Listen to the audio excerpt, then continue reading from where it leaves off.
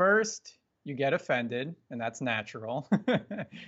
But then after you're done being offended, you need to look at it and really be humble and not have an ego and really look at things with an open mind and see where that person is coming from and see whether or not it's true.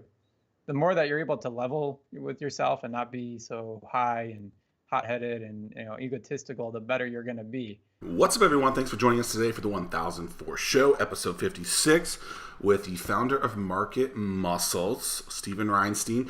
We have a discussion about a lot of things, but let's talk about how to acquire customers, when to quit your day job, how to actually tell your employer that you're going to be doing it, and a couple of growth hacks to acquire new customers. It's episode 56 of the 1004 show. Stephen Reinstein, Market Muscles. You guys can check them out, marketmuscles.com. Appreciate you guys watching the show. If you guys enjoy it, feel free to download and subscribe and to share it with your friends. Thanks a bunch. Enjoy this episode. Hey, Stephen, what's going on, man? Not too much. How are you? Doing lovely. So you are the founder of Market Muscles, marketmuscles.com. Give me a one paragraph, 30-second elevator pitch of what Market Muscles is. Sure. Yeah. So we are an internet marketing company that specifically caters to martial arts schools. So we help them with their websites, social media, so whether that's creating graphics or running their Facebook ad campaigns. But really everything that we do is to help them grow their schools. Very cool. So would you consider yourselves an agency for martial arts studios? Sorta. We have agency-like elements, but everything that we do is based off of a monthly recurring service. So it's not like we're doing custom builds for them. We've kind of created these solutions. So we're more like a SaaS product in that sense, rather than an agency where we're doing custom solutions. Give me the origins. How do you know the martial arts world? Yeah, absolutely. So, I've been involved with martial arts since the age of 3. I just got lucky enough that my parents decided to enroll me and my older brothers in martial arts. So, I've been training in karate since the age of 3, and I still am training. So it's something that's just one of my passions, something that I've been part of for a very long time. And then when it comes to the actual geeky side of it, the web design, the marketing piece, that's something that I've also been doing for a very long time. I think I started that at the age of 13 and have just gone through the agency life, working at different types of agencies, and then finally forming Market Muscles, which is just a combination of two of my major passions. How old are you? I'm 28. Favorite karate move? Cutting the boards, No. Yeah. I like it all. There's not one favorite? Hey, I like to block so that way I don't get hit. That's there you fun. go. Very smart. So you're 28 now. You start karate at 3. Start agency like world when you're 13. So you've been doing this for about 15 years. Walk me through kind of the origins of Market Muscles. So you recognized that people are looking for something specific. They were asking you a bunch of questions. How did you kind of come about to do more of a SaaS model instead of continuing on the agency world? Yeah, so my instructor, so I'm located here in Suffolk, but I train in Hampton, Virginia, and my instructor there, he runs a successful school, successful roughly around 200 students plus. That's typically a good sized school. And, he had a website with a company that was just doing a really poor job, and he wanted to expand. They were not losing students, but there's certain times of the year where students come and they go. So the summertime is typically a slow time for martial arts schools because kids are on vacation, so they're out of their schedules, they're going on vacation with their parents. So that's typically when things slow down for martial arts schools. And he was really looking at his different products that he was using to help grow his school, and his website was just performing really poorly. He was getting roughly 2 leads per month, which is really bad in terms of the standards. So, me being a web designer and having this background, seeing what was on the market gave me an opportunity to understand what opportunities there were for me to come in and create a product that was really going to help. So he was my first like test client. I was able to create something for him and let him use it to see how useful it would be. But that was really my entrance into the market. Talk with me a little bit about what on his website was producing the 2 leads. What is the good number of leads per month or something like that? WordPress site, so like the actual like ins of what he was doing that isn't working in the whole system. Yeah, I mean, there's a lot of standards when it comes to websites these days. Like one of the big things that his website was missing was that it wasn't mobile friendly, which is like it's kind of crazy to even think about in 2017 a website not being mobile friendly. But when 60% or more of your traffic are coming to your website from mobile devices, and if it's not optimized for that, then that's a big issue, especially when this is potentially someone's first experience with your business. If it's a bad experience, even if it's just browsing your website, that kind of starts the relationship off on a bad foot. So, there were different things on his website that were obviously wrong. I mean, the company that he was using provided a very templated solution. So the content on the website wasn't actually customized for a school. So it was a karate school, but it talked about Taekwondo. There was just a lot of things that were wrong with it, and it just wasn't optimized well. So just looking at those things and how they were done, I could tell that the martial arts industry were just years behind when it came to actual technology that they should be using. My guess is there's a lot of businesses out there like martial arts that also are behind, Yes, but you have extensive knowledge in this, right. so that's why you started with that. So your conversations with him, he was how much do you think he was spending on his website annually at that point? I think he was spending roughly $1,200, which is pretty low. Like there's different service providers in the industry that I'm in, and there's different price points for each one. And the one that he was going with, which was I think around 99 bucks a month, and um, you know, the value that he was paying was definitely representative of what he was getting. So he just opted for that one. I think what happens in an industry like this that is so small, that is so tight. Um, Word of mouth is huge, and I'm sure we'll get into this about how we grew and stuff like that. But word of mouth is huge. So if you see one of your friends using a specific website, you are more likely to be influenced by that and then sign up with them as well. So I think that he had a couple acquaintances in the industry that were using this specific provider, which is why he chose them.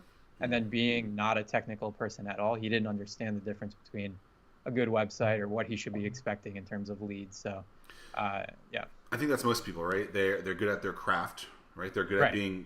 They're good at maybe owning the school. They might be good at teaching. They might be good at bringing some people in, but they're not good at actually running the business side of it, and definitely not the online side of it. And that's why they would hire someone like you. So Right. when you pitched to him this first time, Yes. that hey, like I appreciate that you're my coach. I appreciate that I go to the dojo. Is that what it's called? Yep. Yep. Uh, I appreciate all these things, but man, like I'm a business owner. You're a business owner. Like you need to improve this. Like, what was your pitch to him? Yeah, I think it was, I mean, it was pretty simple. He looked at it as a win-win because I was willing to create this website as a tester to get results. Because anytime, at least in my opinion, you're entering a new market and you're the new guy on the block, you have to prove yourself, or else no one's going to trust you. Or it doesn't matter how much value you're giving, you have no weight in terms of what you're saying unless people trust you. So it was important for me to use him as a test case so that way I can build up our service. We can build up and test the different features that work and don't work. And then at the same time, we can get some proven results, which was really what was essential for us breaking into the market. Talk about the second customer. How did you acquire them? Who were they? How did that happen? Yeah, so the second customer took a long time, to be quite frank. I remember specifically having conversations with you when I launched the business. I was so excited. We spent a lot of time on our website. We spent a lot of time on creating the product. And then it was months that went by before we actually had someone that was interested that we were talking to.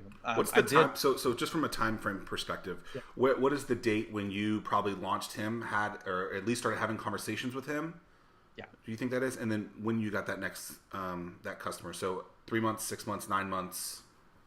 Yeah. What do you So think I it was? think we started. I probably started building the actual websites in April of 2016. Okay. And by May was when I publicly announced the company as being live.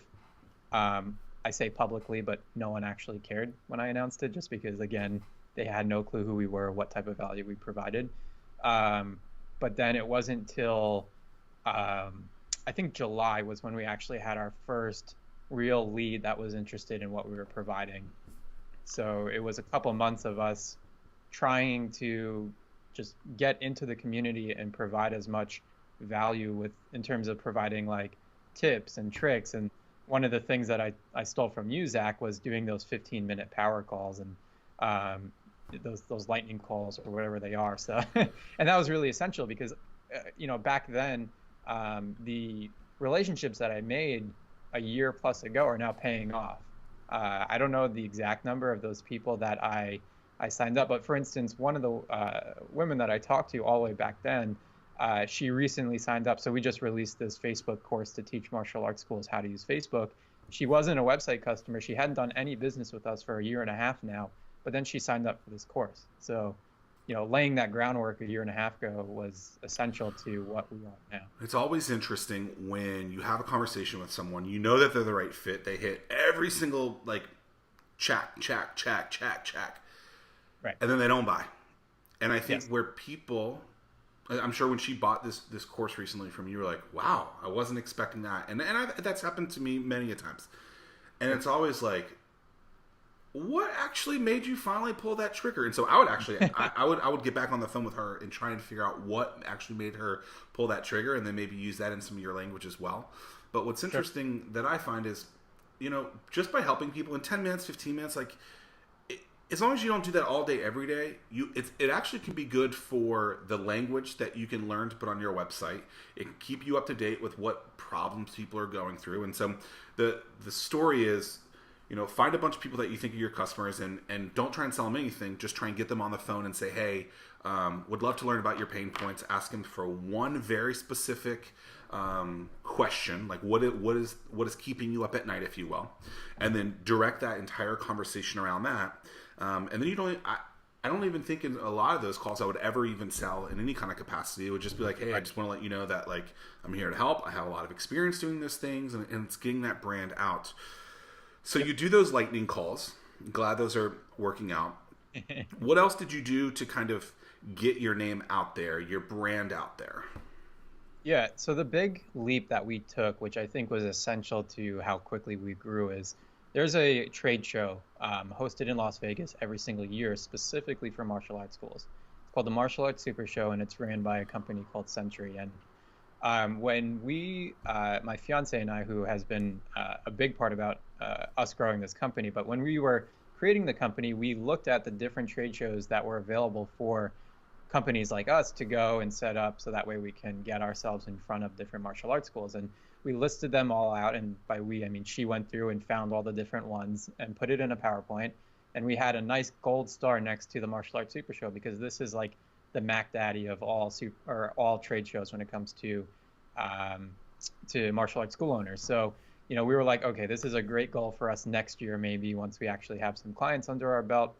But what had happened was, by me being part of these different Facebook groups for martial arts schools, I ended up making a relationship with the senior VP of Century, this guy named Leon, who I still have a great relationship with today. He was amazing in terms of seeing through my,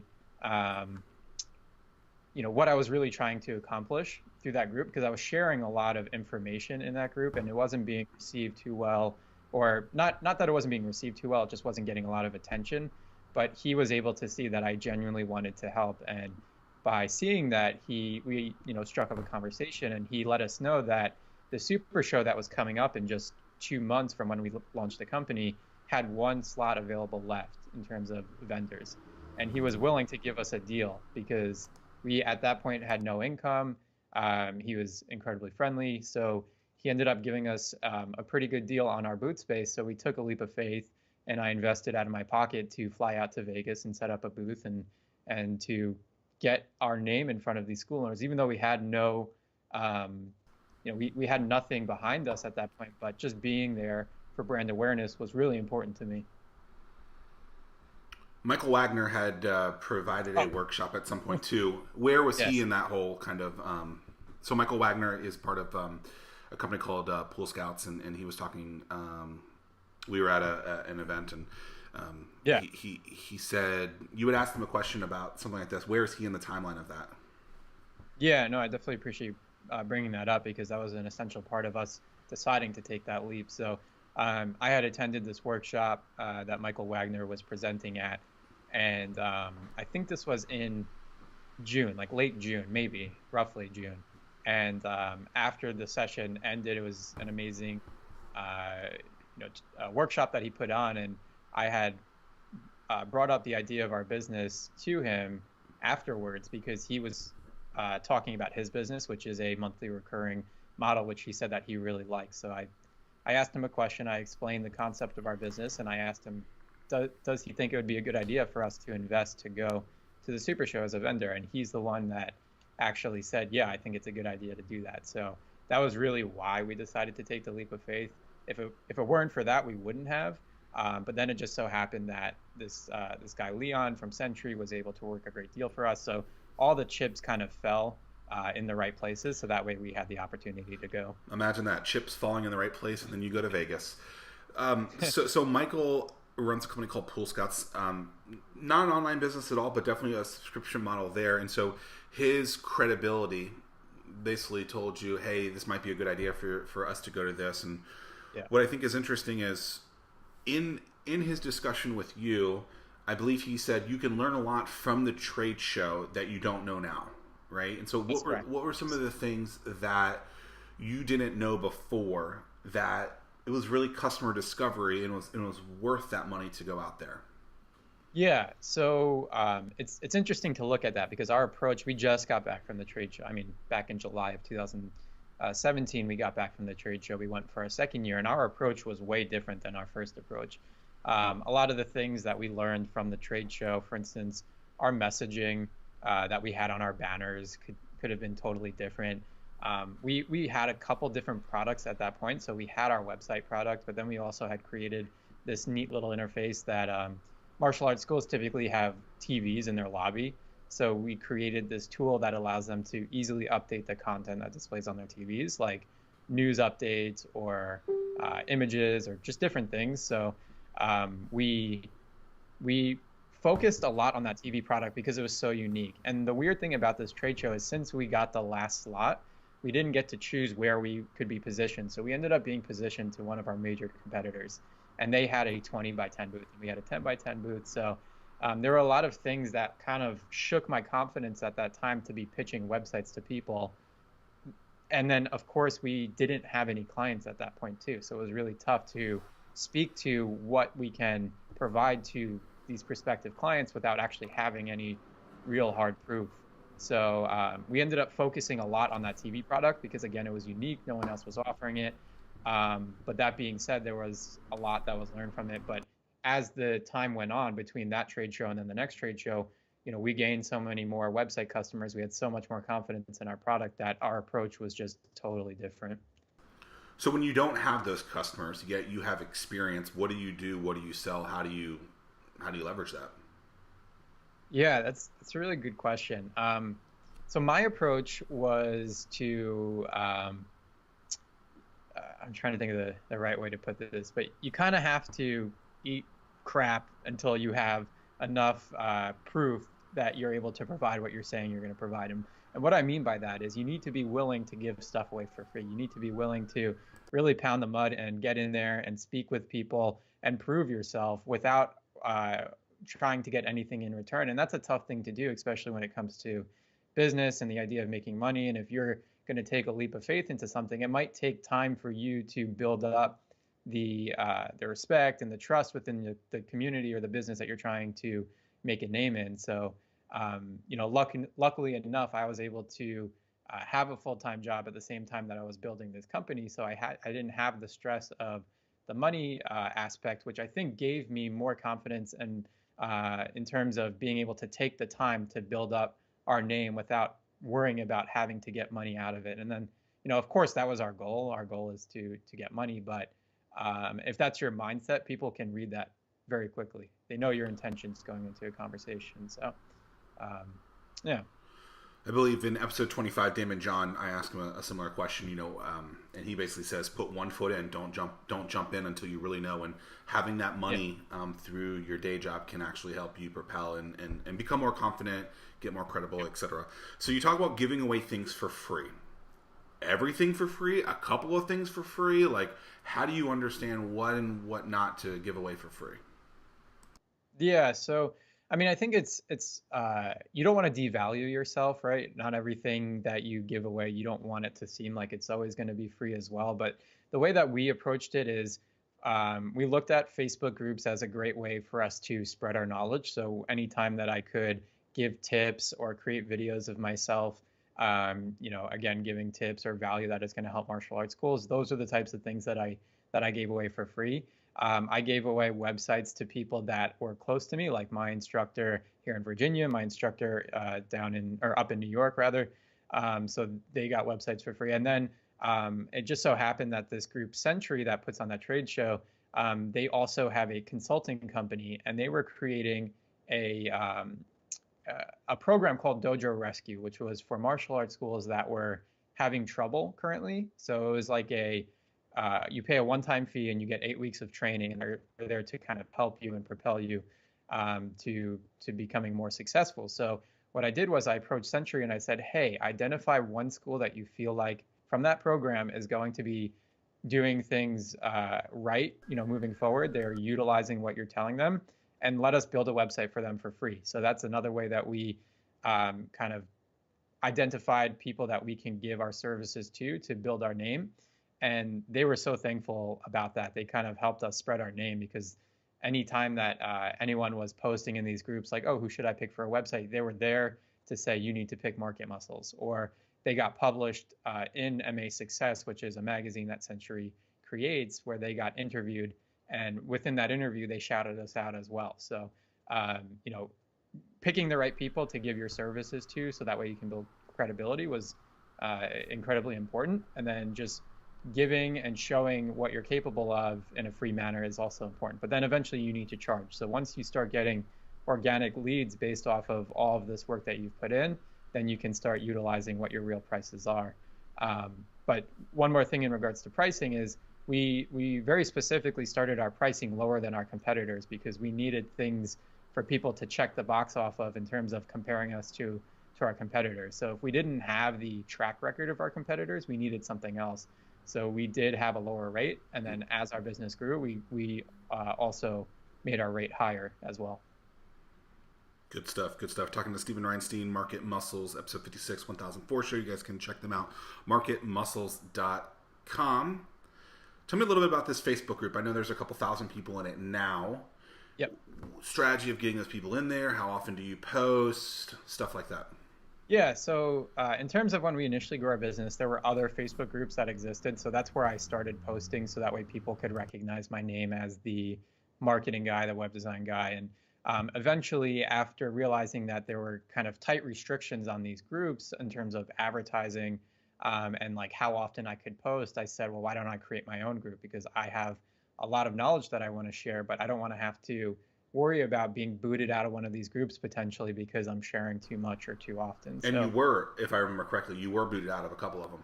yeah, I mean, they just so happen to be our competitors, so that's probably why they removed me. But life goes on. So I decided that we need to create a group, so that way we have the ability to give value whenever we want to, and then eventually pitch to these people as well. So I ended up creating a group specifically about internet marketing for martial arts schools. So this wasn't just a general martial arts school owner group where you can come in and talk about anything. We really dialed into what our niche is, like what we focus on.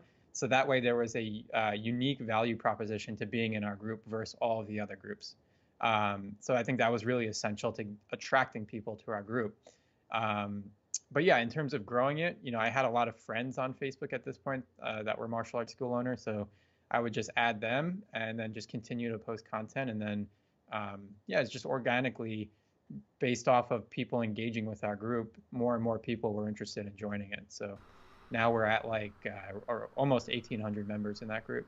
And I know you've done some strategies around giveaways or specific content and stuff like that. What were some of those that you've done?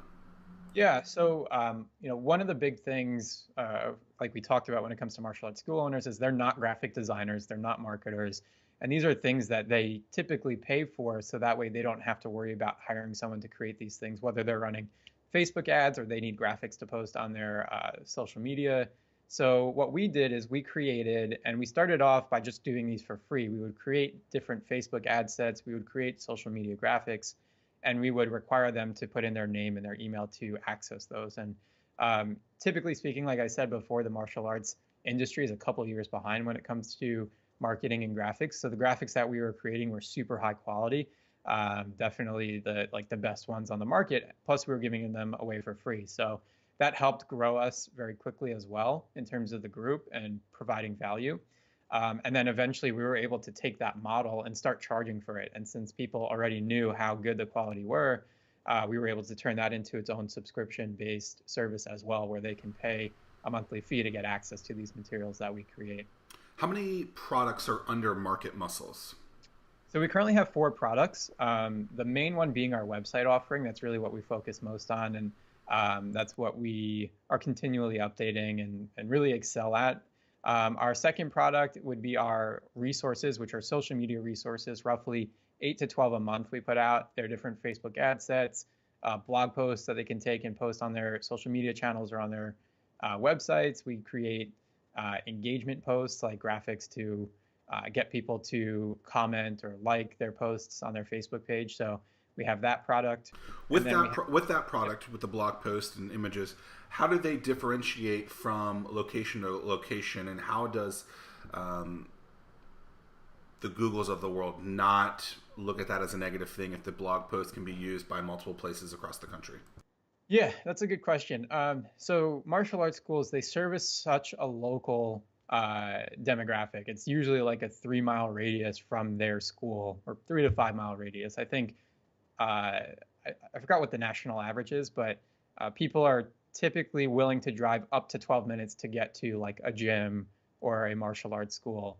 So their target is very, very local. So if one website and they're in Florida, has content that's similar to one in New York, it's okay just because they're servicing a very different demographic.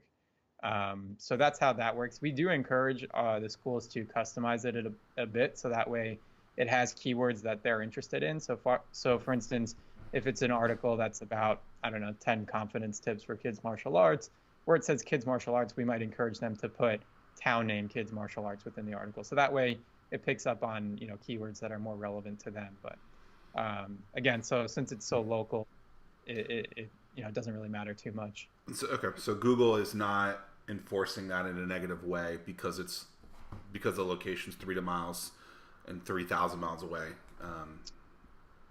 Yeah, that's what we found. Yep. Yeah. So, product number 3 and 4.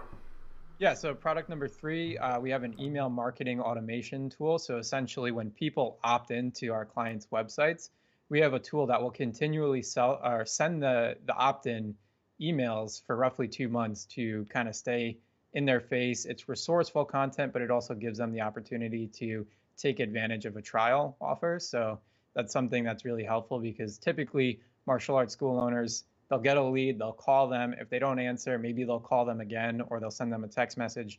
But after that, they don't really follow up. So having this service that automatically follows up is very valuable for them. And then the fourth one is that TV product that I was talking about before. Very cool. All right. So all while doing this, Yeah. you still have a day job. As we record this interview, you still have not pulled the plug. We talked about Damon John saying not to do it. Hopefully your current boss isn't doing this, but business is growing. When do you pull the plug? Well, I think it's different for everyone, but for me, it's very soon. It's a scary thing. It's probably the most scary thing about the business so far for me is being able to take that leap and not have that consistent paycheck. The good thing about my business is that it's set up on a subscription model, so it's very predictable. I can see how much we're going to make. I can see month over month how much we're growing and what I can predict to grow to the next month. So in that sense, I have a luxury. Like that's nice for other businesses that might not are not on a subscription model, whether it's an agency or they're selling products or whatever it may be. It's a little bit more difficult because who Right. knows what can happen. Well, and the challenge with I, that, right, is if you're running an agency, you're constantly looking for your next client, and once you get rid of one, you have to find another. With a SaaS model, it's more like your cable bill every month. yeah. Yes, some people cut cable and all that crap, but you have a better understanding of what you're going to have month to month. Yeah, yeah. So in that sense, like I definitely have the cushion that I need to make the leap. To be quite frank, this last position that I had was with an agency that was doing incredibly impactful work, and I took a leap of faith by joining them as a lead for the development team, and I was helping other developers on the team kind of, find their way. And I wanted to be really respectful to them for the opportunity that they gave to me because this was my first lead position. So I gave them months of notice to let them know when I was going to cut back. So my first step was cutting back to part time. And this is my way of phasing myself out from this business. So that way they're able to adapt as well. And this is just a personal thing, right? Like some people might be okay with just saying 2 week notice, I'm out of here. And that's totally cool. I'm not like talking bad about that. But like for me, I don't know why I get emotionally invested in the places that I work and I want to be fair to them and I don't want to cut or I don't want to, burn any bridges when I leave. So I understand that that might not be the approach that everyone wants to take, but it's what worked for me and what made me be able to sleep at night. So in terms of where I'm at right now, I work part time for them.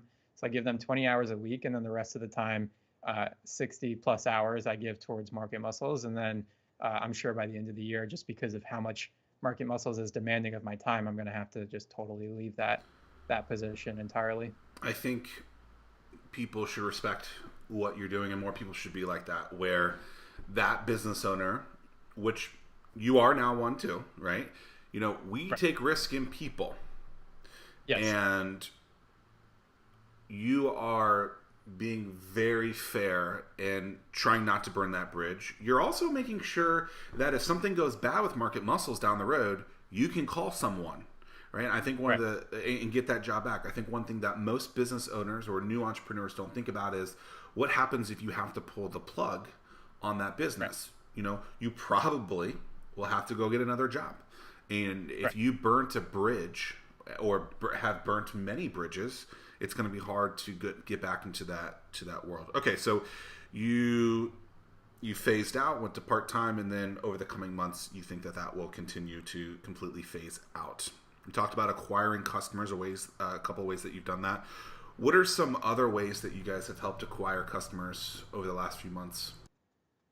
Yeah, I mean, like I said, with our company and the industry that we're in, it's one where um, it's almost like a snowball because as more schools utilize our systems, other schools are looking to see what they're using, and then word spreads. So we've had a lot of organic growth, which has been good, and that's great, but it's not as predictable because some months we might have a huge surge of clients coming in because somebody said something nice about us or someone's recommending us, but then some months if we don't have the right marketing efforts put in place, then we don't get that many clients. So that's something that we're actually working on now because the past year and a half that we've had the business, we've grown a lot. We're a team of 3 now, so we're gonna, I mean, hopefully continue to grow in that same path. But we don't have any real systems. I mean, as crazy as it might sound, we don't have any real marketing systems put in place to help encourage more customers to come see us. It's all been organic.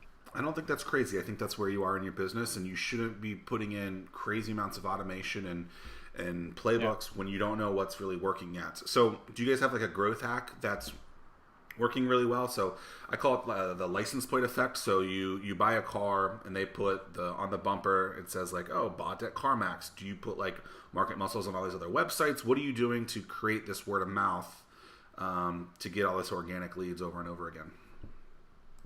Yeah, so I think there's a couple different things that we do. So yeah, we do have something in the footer area of our websites that say website created by Market Muscles, and we'll do that for all of the websites that we put out. The that works really well for people that are that are looking at their websites and potentially interested in signing up for us. Where that kind of hinders us in a way is that sometimes, let's say we set up a website for someone located in Virginia Beach, down by the ocean front, and there's another school a block away that sees their website and says, "Hey, that looks great. I want one too." The way that our business is structured is that we have a proximity agreement with our clients where we won't work with any other schools within a 6 mile radius of them. So in one place we're kind of holding ourselves back because our competitors don't do that. They'll just continue to create websites for as many schools as possible. But for me, and where my morals and where things align, I look at what we create as something that gives the schools that we work with a competitive advantage.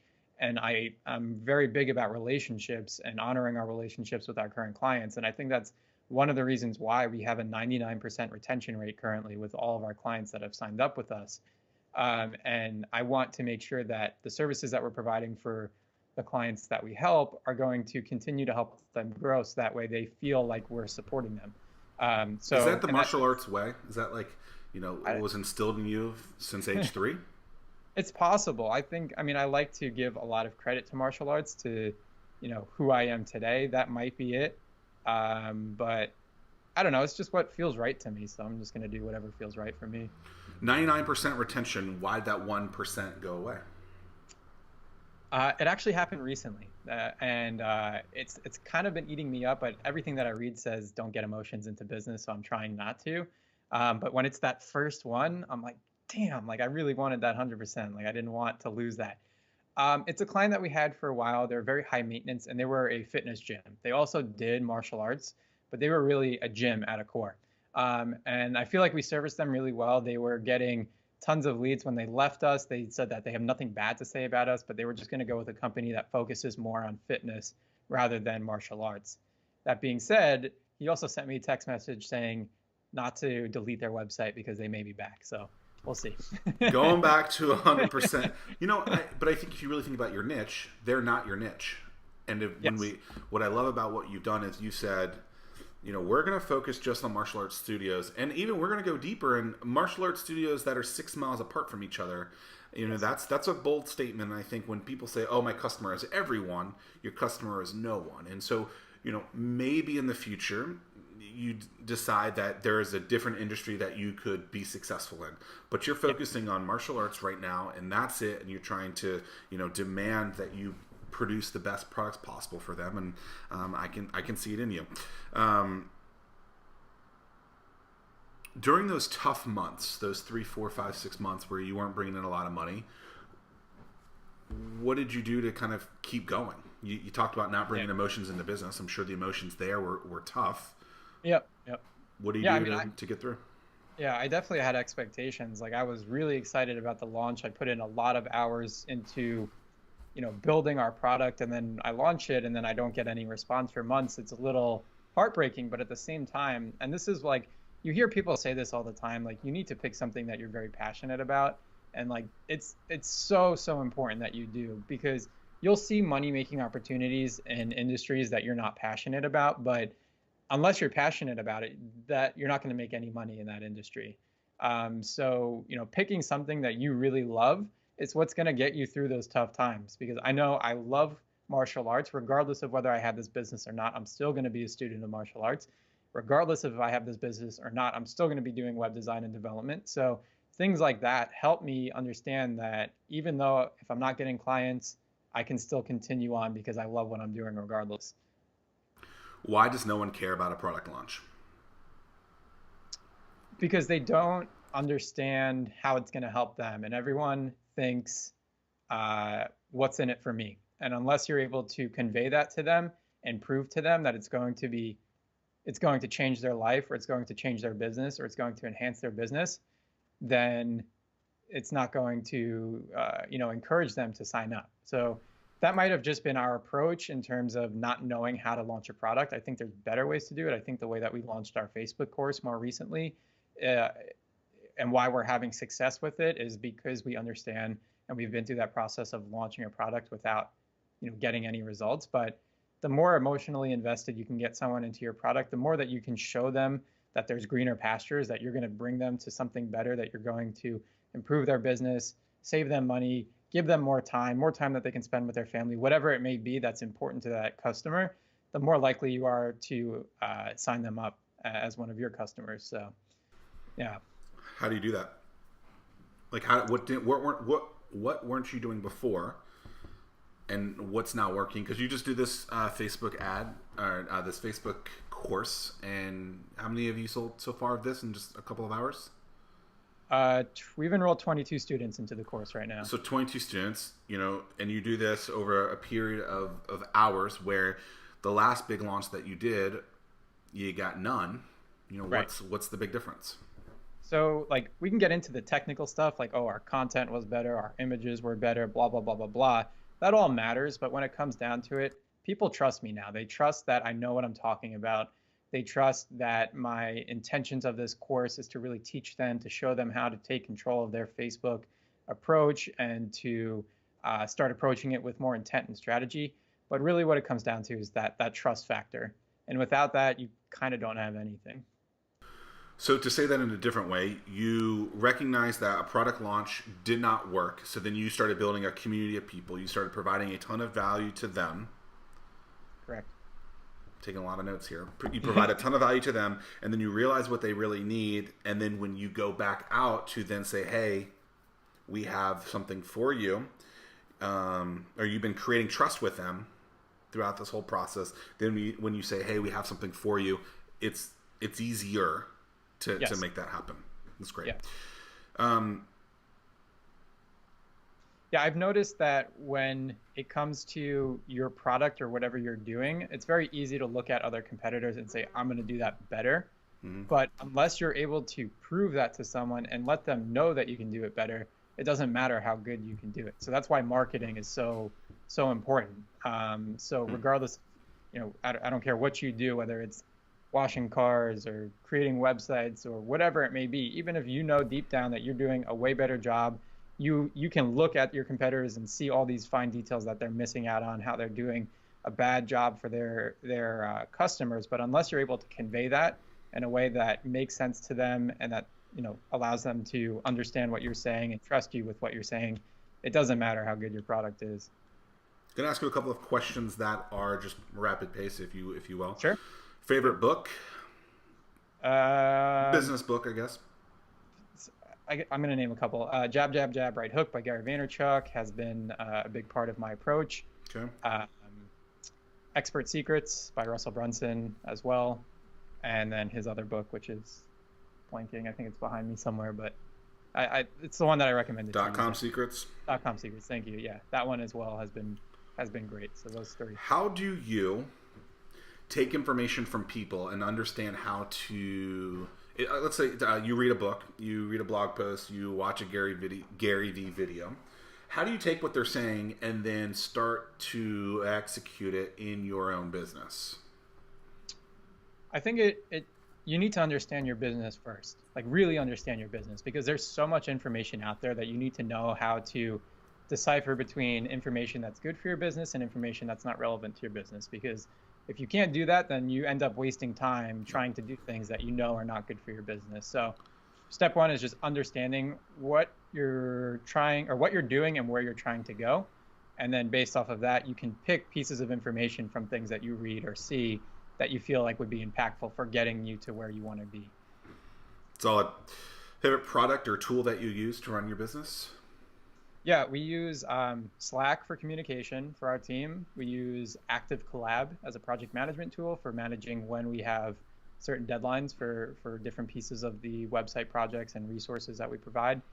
And yeah, Facebook. Facebook is just a huge piece of what we do. Cool. Influencers that you're following? Influencers that I'm following. That's a good question. So I follow Gary Vaynerchuk a little bit, not as much anymore. So I think a lot of what Gary Vaynerchuk puts out is really about motivational crap. And to be quite honest, I don't need that anymore. I find motivation every day in what I do because I just have so much passion for it. And there's, quite frankly, so much to be done that I don't need to be shouted at anymore. So, but there are definitely good things that he says that are very helpful. But shouted out, that was funny. Russell Brunson, though, the owner of ClickFunnels, he puts on a couple different podcasts. There's one called Marketing in Your Car, and then Marketing Secrets. I really like, one of my things that I like to do is kind of go for a walk and just listen to podcasts while walking, and that's typically who I tune into when I do that. How do you start your morning? How do I start my morning? So I typically get up. I'll sometimes exercise if I can. It depends on how much workload I have, but just to bring that back, I every night I like to write down what I'm going to be doing the next day because then that lets me kind of rest easier knowing what I'm going to get into. But then morning, get up, shower, and just get straight to work. I don't You, really have any crazy rituals. have you ever done a disc profile test? No, I've never done Okay. Well, then I can't answer. I can't ask this question. But, that. a disc profile is a test to figure out where you are on different scales: introvert, extrovert. Do you like to have a lot of process? Do you like to just go at it? It's always interesting just to hear where people are on that scale. If you haven't done it, you can do a free test online. It's not the full test, but it's just interesting. You can learn about, and as you're growing with the business, you'll see how to communicate with different people in your business or the people that you go to trade shows with and try and understand who they are, why they act the way. It's very interesting. I'm a high ID, which means influential and dominant, but then other people that I work with, are other scales of that as well. So it's an interesting tool to be thinking about. What did I miss about Market Muscles? What did you miss? I don't know. We talked about a lot here, but Yeah.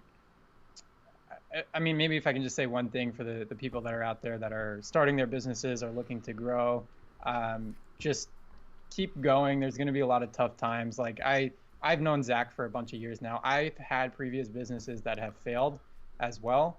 And when I say failed, it means that I've given up on the businesses. And the reason why is because I wasn't passionate enough about it or what we were doing. And, just a shout out to Zach's program, Hatch, and the other different programs that he offers has been instrumental in our growth. So definitely take those things seriously and utilize the different resources that they have. But really what it comes down to is finding something you're passionate about because there's going to be a lot of tough times. I'm still going through it, even though we're a year and a half into business and we've grown a lot. I know that there's still so much for us to accomplish and so much to learn, but I feel like we've gotten over this kind of hurdle at this point where we now have a business that's actually making money. So that's, I'm excited about that. But at the same time, I know there's still so much more, but pick something that you're passionate about because there's going to be tough times. Let's dive into that for a minute. Sure. So how do you so as someone who has thrown in the towel on some things and not, the passion is there, but you had months where nothing was going on. How do you understand to just push through that when everyone that has a brain is going to tell you, throw in the towel? Right. Because that's where the hard piece is. And I think sometimes we miss this where maybe it's not with the company, maybe it's with an employee or a certain way to do something. Like, stick with it, yes. And I'm a firm believer in stick with it. But how do we understand that this is the thing that we really are passionate about, we love it, and we are going to figure it out? Yeah. If you can get up every morning or put in late nights and not worry about your sleep or whatever, or if you can say no to things that seem like are very interesting, like watching Netflix or playing video games or whatever it may be, because you would rather do something else, then you're passionate about it.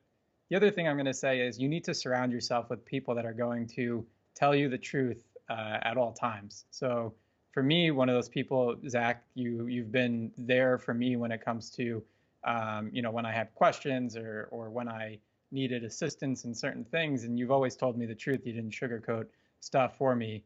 And having someone when you're feeling down to go to and say, have your feelings or say your feelings and get an actual response, not just to make you feel better, but to actually help you progress, is really essential too. I mean, you just have to understand that you don't have to do this alone, even if you're approaching your business alone, there's still people out there that are willing to give you insight and help, and you just need to identify those people and utilize them when the time is needed. When I was telling you something that was the truth, but you didn't like it, Yeah. how do you grasp that, right? How do I tell you that your baby's ugly? It's not working. Right. And you actually be able to take that criticism and be okay with it. Because I think a lot of people ask for feedback, get the answer that they don't want to hear, and then they're like, I don't want to listen to this. This guy's wrong. Yeah. How do you handle that? So first, you get offended, and that's natural. But then after you're done being offended, you need to look at it and really be humble and not have an ego and really look at things with an open mind and see where that person is coming from and see whether or not it's true. The more that you're able to level with yourself and not be so high and hot-headed and egotistical, the better you're going to be. That's why like for me, when I'm looking at hiring employees now, I only want to hire people that are better than me at these certain things. I don't want to hire people that are just as good or lower than me, because I want to surround myself with people that are able to excel and make our company better. So in that same sense, you need to surround yourself with people that understand these things and that are able to give you feedback. But don't be egotistical. You don't know everything, and having other insight is what's going to help you, reach your goals a lot quicker. If you want the if you want someone to give you the answer that you want, go ask your mom or dad, Yeah. right? Because if you think about it, you're ultimately asking the question like, how do I get through this? Because clearly I'm struggling with it. Right. So then when you get the answer that's not what you want, there should be a flag that goes up that says, oh my goodness, like he's actually telling me what I need to hear. I just don't want to hear it because I have to change something. Right. Crazy. Steven, I appreciate your time. You guys check them out, marketmuscles.com, episode 56 of the 1004 show. If you guys liked what you heard, give it a download. Share it with your friends. Do the license plate effect like we said. And if you are a martial arts school, definitely check out marketmuscles.com. Steven, where can people find you if they have questions? Yeah. Facebook is typically the best place. I'm in the Hatch 1004 group, so you can tag me on a post there or just send me a friend's request. I'm happy to chat with anyone that has questions. Awesome. Steven, appreciate your time. Marketmuscles.com. We'll see you guys next time. Peace.